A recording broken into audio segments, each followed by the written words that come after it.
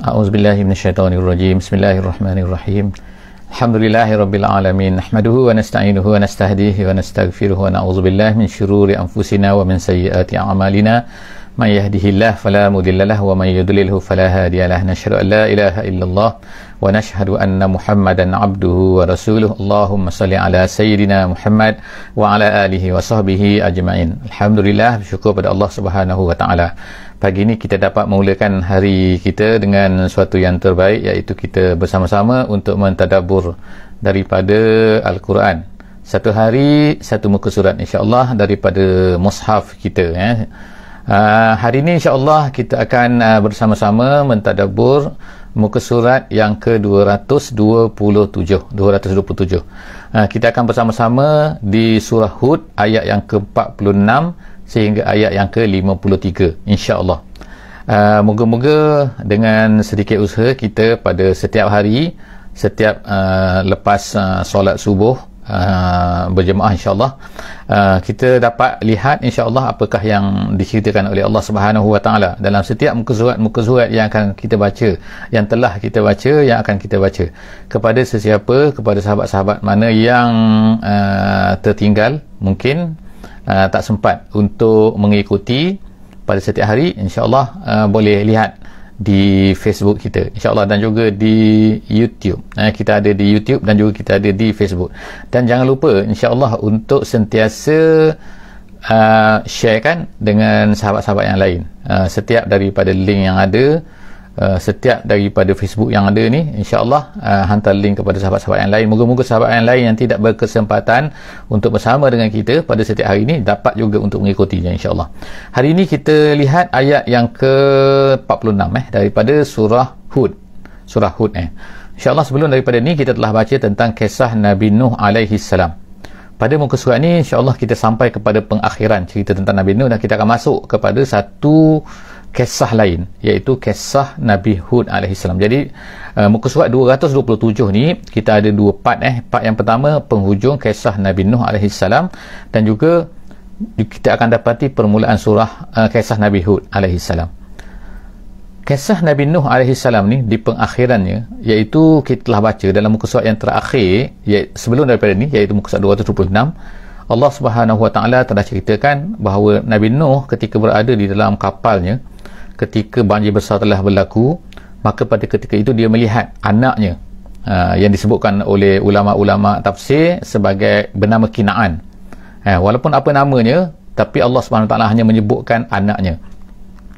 Jadi dia telah melihat anaknya, dia mengajak anaknya untuk naik ke atas kapal, tetapi anaknya enggan, lalu akhirnya anaknya tenggelam di dalam banjir yang besar itu.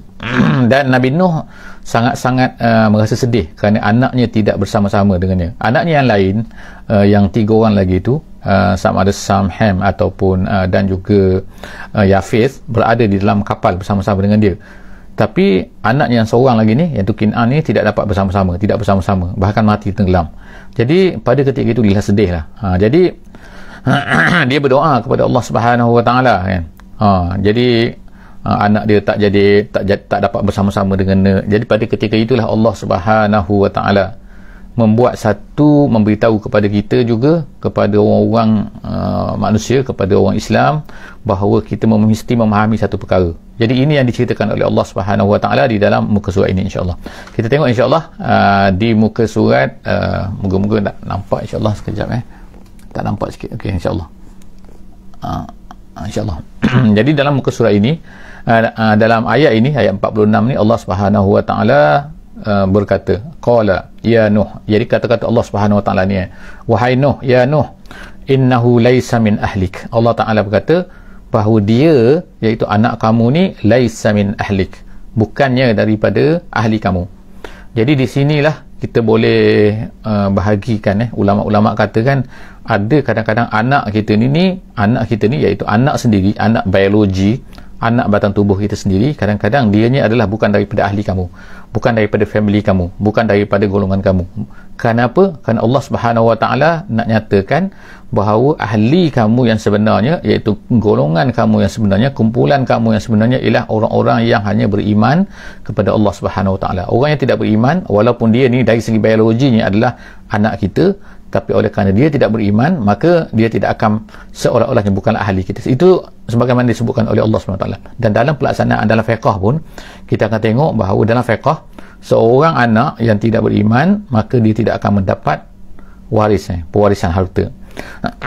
Jadi di sini Allah SWT kemudiannya berkata, innahu amalun ghairu salih. Innahu di sini ada dua cara bacaan. Innahu amila ghaira salih, ada bacaan innahu. Yang kita baca biasa ialah innahu amalun ghairu salih. Dia ada bacaan dia innahu amila ghaira salih, macam tu. Jadi dua bacaan ini memberi dua makna. Yang pertama sekali, innahu tu, apa dia innahu tu? Sesungguhnya nya itu apa? Jadi setengah ulama tafsir mengatakan maknanya ialah innahu, iaitu doa kamu tu. Doa kamu wahai Nuh, kamu berdoa meminta supaya anak kamu ni selamat juga, adalah merupakan amalun ghairu salih. Perbuatan begini perbuatan yang tak bagus. Amalun ghairu salih. Jadi daripada sini ulama-ulama mengatakan bahawa meminta doa kepada orang-orang yang sudah pasti kufur untuk selamat, doa untuk dia selamat, sedangkan dia dah pasti dah mati dalam keadaan kufur, maka itu tidak dibolehkan. Jadi maknanya sebab itulah kadang-kadang kita ada kan, kadang-kadang kita tersasul juga kita sekarang kan macam RIP lah, kalau dia dah mati RIP. Kita tengok dia, kalau dia beriman, yes, kalau beriman. Tapi kalau tidak beriman, tidak boleh RIP lah, sebab tak ada RIP. Jadi di sini itu bacaan yang pertama. Bacaan yang kedua ialah innahu amila ghairu salih, iaitu anak kamu ni dia tidak beramal soleh, maknanya dia bukan soleh.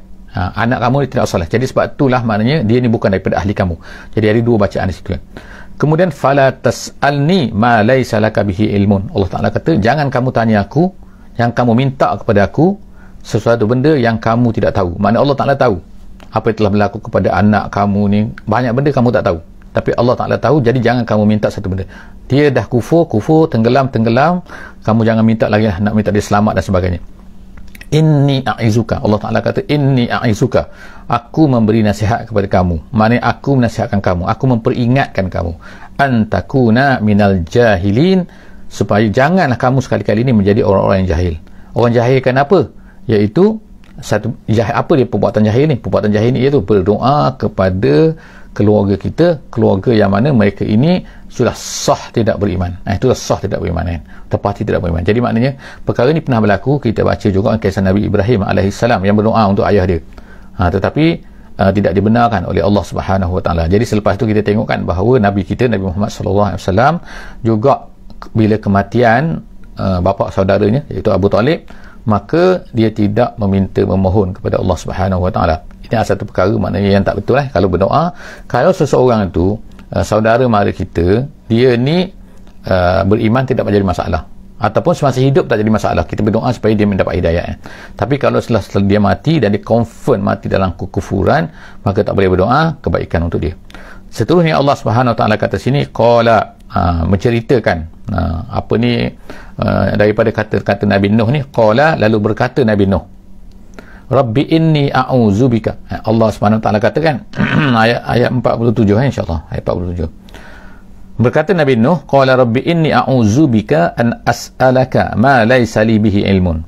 Nabi Nuh berkata, ya Tuhan, inni a'udzubika, aku minta berlindung kepada kamu ya Allah, an as'alaka, daripada aku minta kepada kamu satu benda, ma laysa li bihi ilmun. Maknanya selepas daripada ini aku minta dari Allah, janganlah aku ni minta kepada kamu, aku berlindung kepada kamu ya Allah, selepas daripada aku tak nak minta lagi satu benda yang aku tak tahu. Maknanya kau lebih tahu kan. Jadi oleh kerana itulah begitulah maknanya tentang iman, tentang apa semua kan. Jadi kalau dia tu katakan dia beriman tapi kita tak tahu, itu tak salah kita kan. Maknanya kita tak berdoakan untuk dia. Tapi kalau dia memang confirm dah tidak beriman, maka tak boleh kita berdoa untuk dia. Jadi seterusnya Allah SWT Allah ceritakan tentang Nabi Nuh ni, dia kata wa illa taghfirli. Dia kata, jadi dia minta kepada Allah Subhanahu Wa Taala supaya ampunkan dia, maafkan dia kan. Kenapa? Kesalahan dia tu kesalahanku kan. Kita katakan bahawa nabi-nabi ni, nabi-nabi, rasul-rasul ni maksum Jadi apa-apa yang berlaku kepada Nabi-Nabi ni itu bukanlah satu dosa sebenarnya, tapi satu kesilapan yang bukanlah membawa kepada dosa. Tapi Nabi-Nabi ni Allah SWT ajar kepada kita bahawa mereka ni sentiasa istighfar kepada Allah SWT, walaupun di atas kesalahan yang tidak membawa kepada dosa pun. Jadi wa illa taghfirli wa tarhamni, Nabi Nuh berkata, kalaulah kau tidak ampunkan aku, kau tidak tarhamni, kamu mengasihani aku, akun minal khasirin, nescaya aku akan menjadi orang-orang yang khasir. Khasir maknanya rugi. Seterusnya ayat yang ke-48. Kita tengok ayat yang ke-48. Allah SWT menceritakan, qila ya Nuh, lalu berkatalah, dikatakan kepada Nuh. Qila ya Nuh, dikatakan kepada Nuh, maknanya Allah Ta'ala tu memberitahu kepada Nabi Nuh, ihbit bisalam. Ihbit ni maknanya mendaratlah, turunlah. Dulu kita dengar ayat yang menceritakan tentang Nabi Adam alaihissalam. Nabi Adam juga Allah Subhanahu wa taala telah ihbit, berkata kan, ihbit tu. Begitu juga banyak lagi lah kita baca lagi ayat-ayat kan. Jadi ihbit ni maknanya turun. Kalau Nabi Adam dulu daripada syurga diturunkan ke bumi. Jadi Nabi Adam sekarang ni, Nabi Nuh sekarang ni, dia ni dalam kapal. Jadi Allah SWT kata suruh turunlah. Maknanya janganlah berada dalam kapal tu. Kapal kan dah mendarat kan. Jadi ihbit bisalam. Bisalam. Kita bayangkanlah banjir tu. Kita katakan banjir tu 40 hari. Kalau kita yang berlaku baru ni kan, di beberapa tempat kan, maknanya banjir beberapa hari saja semua benda dah rosak kan. Kalau kita kata pokoknya apa benda. Jadi bayangkan pada masa tu kan, maknanya di mana adanya dengan lumpur dengan apalah kalau keadaan banjir biasa kan. Tapi Allah Subhanahu wa taala memberi jaminan kepada Nabi Nuh alaihi salam, turunlah kamu bisalam. Bisalam sini maknanya Allah SWT jamin kepada Nabi Nuh alaihi salam bahawa dia akan mendapat keselamatan. Jangan takut, maknanya ihbit bisalam, bisalam minna. Ada setengah tafsir kata bisalam minna tu artinya ialah tahiyyah daripada Allah SWT, iaitu kata macam kata selamat datang, itu tahiyyah nama dia kan. Maknanya macam kita beri salam assalamualaikum, itu maknanya tahiyyah. Tahiyyah ni makna kata-kata selamat. Jadi Allah SWT memberi kata-kata selamat kepada Nabi Nuh alaihi salam. Jadi dia kata bisalamin minna, tahiyyah daripada Allah dengan salam, wa barakatin alaik. Allah Taala kata wa barakatin alaik wa ala umamin mimman ma'ak. Dan juga barakah. Barakah sini ialah artinya, barakah ni dalam pengertian yang disebutkan oleh ulama ialah satu benda yang walaupun sedikit tetapi manfaatnya besar. Kadang-kadang kan kita ni ada harta sedikit tapi kita ni senang lena, tak ada masalah kan. Kadang-kadang ada orang harta yang banyak tapi bermasalah, berserabut dan sebagainya. Jadi itu artinya tidak ada barakah. Jadi barakah ni ialah satu perkataan yang menunjukkan satu benda yang mana sedikit tetapi manfaat dia banyak. Maknanya dia punya, kita boleh dapat menggembirakan kita, tidak ada masalah kan. Maknanya dia adalah, itu nama dia barakat. Kita bagi salam assalamualaikum warahmatullahi wabarakatuh. Kita nak ialah barakat daripada Allah SWT. Sebab itulah Allah SWT sentiasa sebutkan dia nak berikan kepada orang beriman ni barakat ni. Sebagaimana Allah SWT sebut dalam ayat yang lain, law anna ahlal qura amanu wattaqau lafatahna alaihim barakat. Allah Ta'ala akan berikan barakah kepada mereka kalau mereka ni beriman dan juga bertakwa. Mana-mana ahli negeri yang beriman dan bertakwa, tidak semestinya banyak tapi barakat. Sebagaimana kita kata harta, sebagaimana kata masa. Ada orang masa dia barakah, ada orang masa dia tak ada barakah. Walaupun banyak masa tapi tak ada barakah, tak ada benda yang dia boleh buat ni. Jadi kita minta kepada Allah SWT supaya Allah Ta'ala beri kepada kita ni barakat. Nabi Nuh ni Allah SWT sebut bahawa dia ni mendapat barakatin alaik.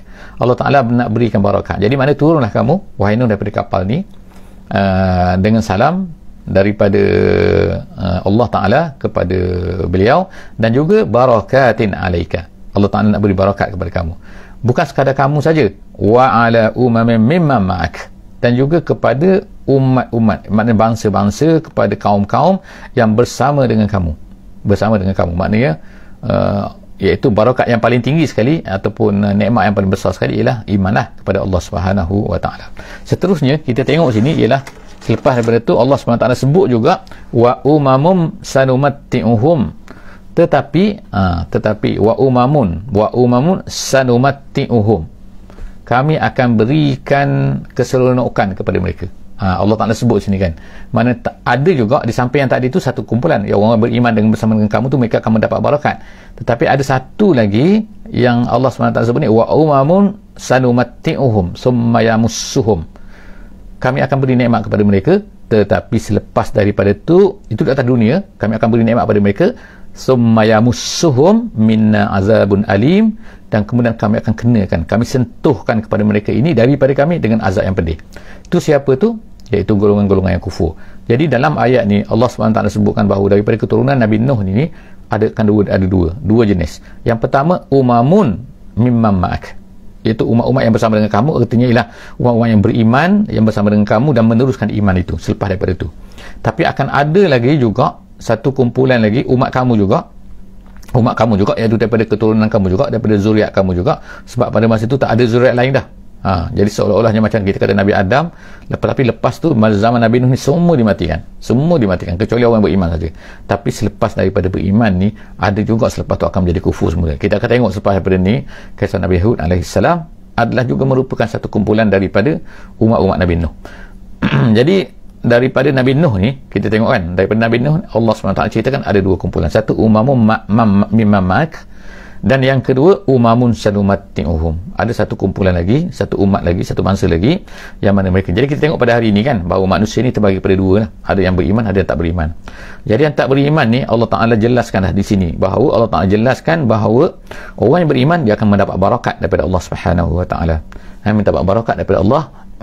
Tetapi orang-orang yang tidak beriman, Allah Subhanahu Wa Ta'ala akan berikan kepada mereka ni keseronokan yang sebentar, sanumatti'uhum, tetapi selepas daripada itu, selepas mereka mati, yamussuhum minna azabun alim.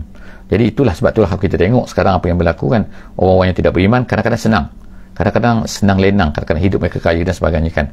Bukan kita tak nak kaya, tetapi kita tengok bagaimana mereka ni tidak beriman tapi kaya juga. Memang Allah Ta'ala dah sebutkan kepada kita bahawa orang-orang yang tidak beriman pun Allah Ta'ala akan beri nikmat kepada mereka jika sekiranya mereka ni kuat bekerja dan sebagainya lah kan, mengambil sunnatullah dalam kehidupan mereka akan dapat juga. Tetapi di akhirat mereka tak akan dapat apa-apa, bahkan mereka yamussuhum minna azabun alim.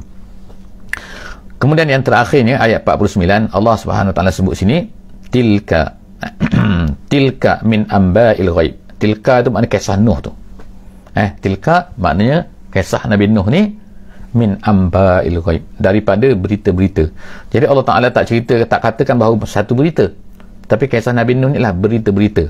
Maknanya banyak cerita sebenarnya kisah Nabi Nuh ni. Tu kata ulama tafsir, dia kata sebab tu dia gunakan perkataan amba sini kan, amba ni berita-berita. Jadi dalam kisah Nabi Nuh ni banyak poin-poin, banyak cerita-cerita yang kita boleh ambil daripada kisah Nabi Nuh tu.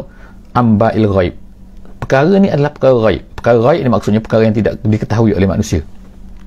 Sebab manusia sekarang ni kalau nak tahu apa yang berlaku zaman dulu, mereka ni terpaksalah menggali sana menggali sini kan, buat korek sana, ekologis jadi maknanya mereka akhirnya buat cerita, buat gini kan. Kadang-kadang betul, kadang-kadang salah.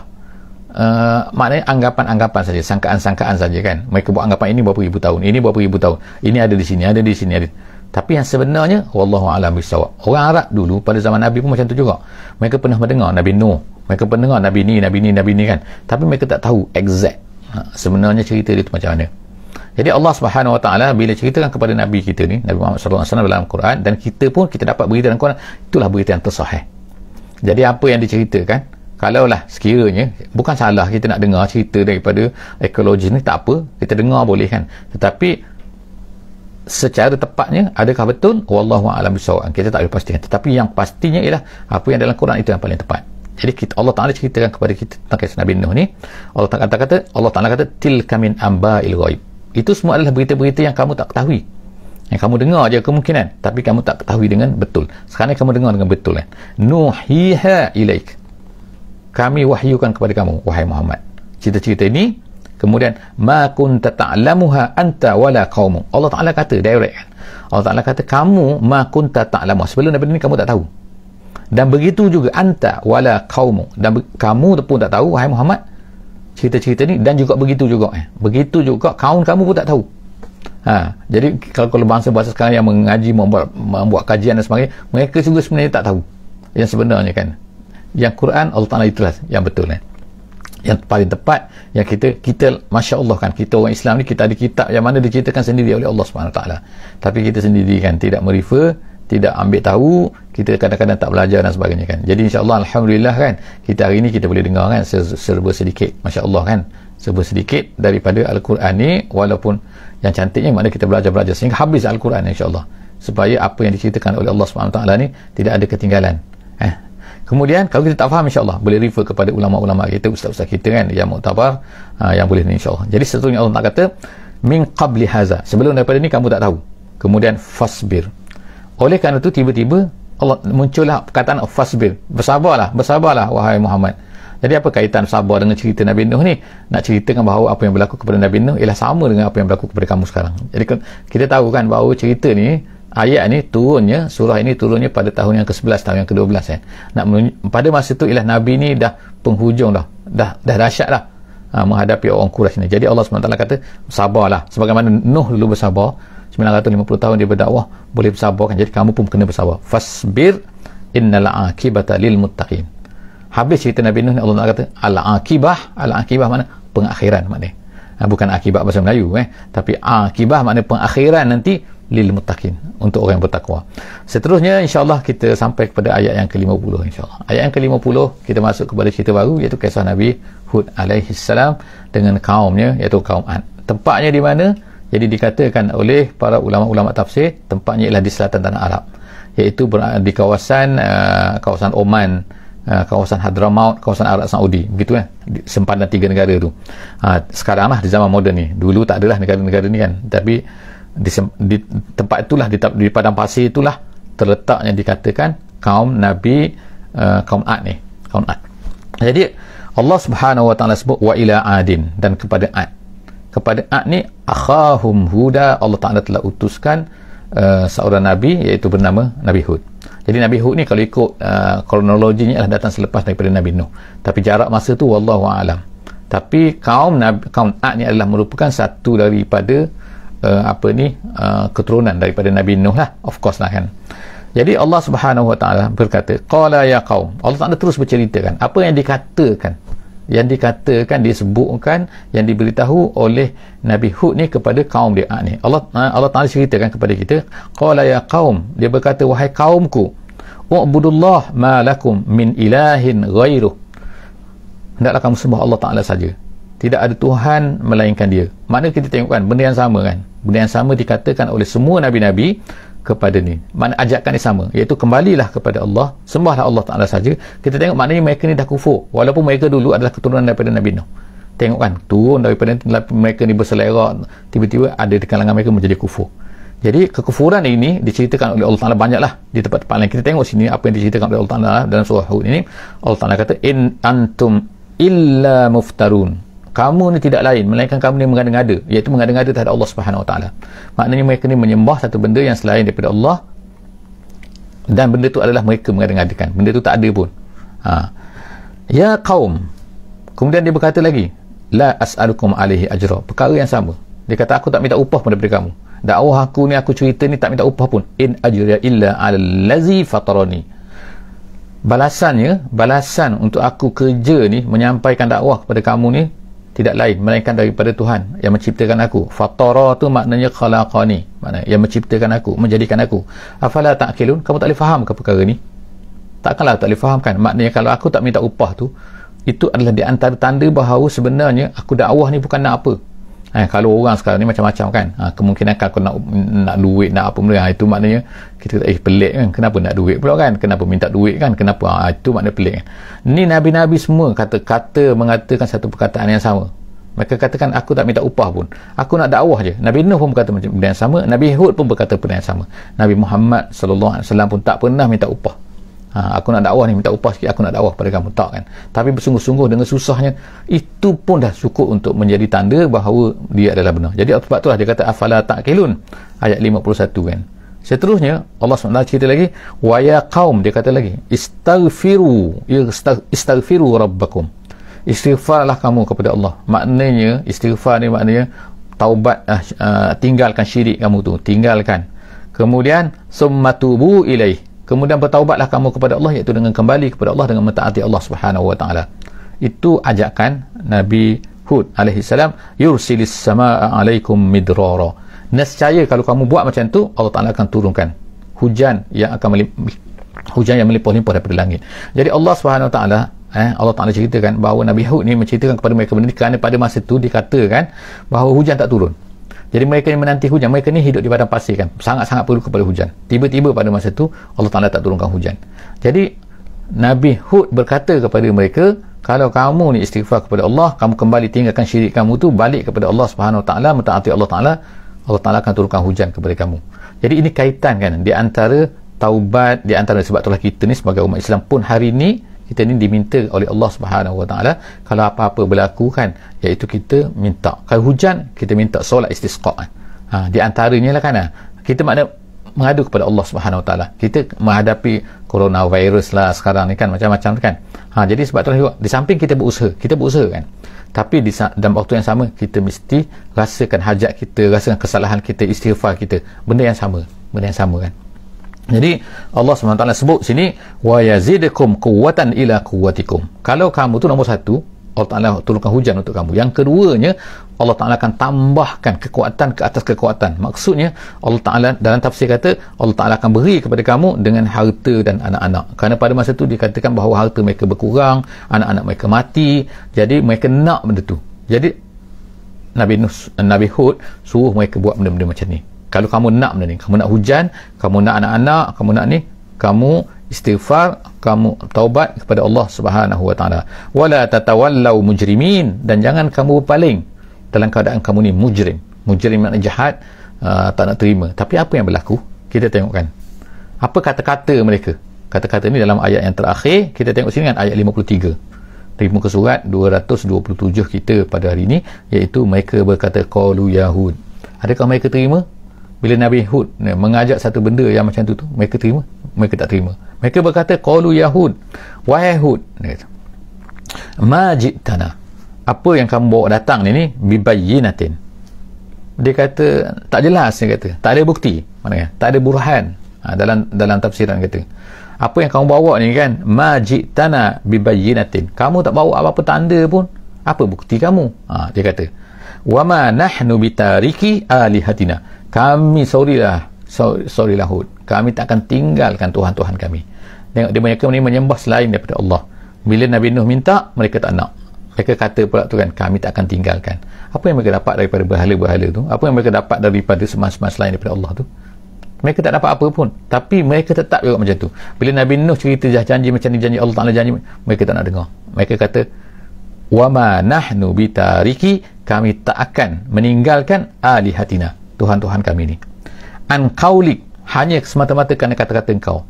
Maknanya kau berkata, kau mengajak, tak nak terima kan. Mereka ni nak apa tak tahu lah kan. Wa ma nahnu laka bimu'minin, bahkan mereka berkata sorrylah, kami tak akan beriman dengan kamu. Jadi kita tengok kat sini bahawa bagaimana kan sukarnya Allah Ta'ala ceritakan satu demi satu kan.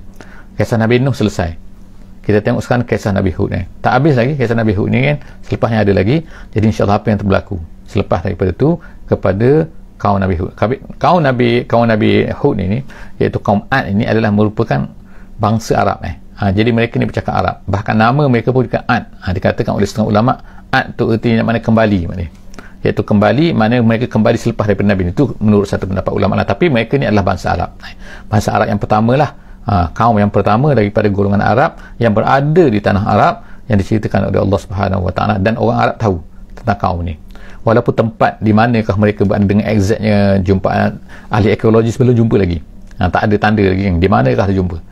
Walaupun ada setengah mendakwa begini dan begini kan di kawasan, tapi kawasannya adalah kawasan tersebut, iaitu di sempadan di antara Oman, Hadramaut dan juga Arab Saudi pada hari ini. Setakat itu saja insya-Allah tadabbur kita daripada muka surat 227. insya-Allah jumpa lagi di sesi akan datang di muka surat 228. Jangan lupa insya-Allah untuk follow, untuk like dan juga untuk subscribe insya-Allah. Jangan lupa dan juga share dengan kawan-kawan semua insya-Allah, dan beri komen insya-Allah. Dalam Facebook pun ada, dalam YouTube pun ada insya-Allah. Aku qauli hadza wa astaghfirullahal azim li wa lakum. Jumpa lagi dalam sesi akan datang. Kita tutup sesi kita dengan sama-sama membaca surah Al-Asr. Bismillahirrahmanirrahim. Wal 'asri innal insana lafi khusr illa allazina amanu wa 'amilus shalihat wa tawasaw bil haqqi wa tawasaw bis sabr. Wassalamualaikum warahmatullahi wabarakatuh.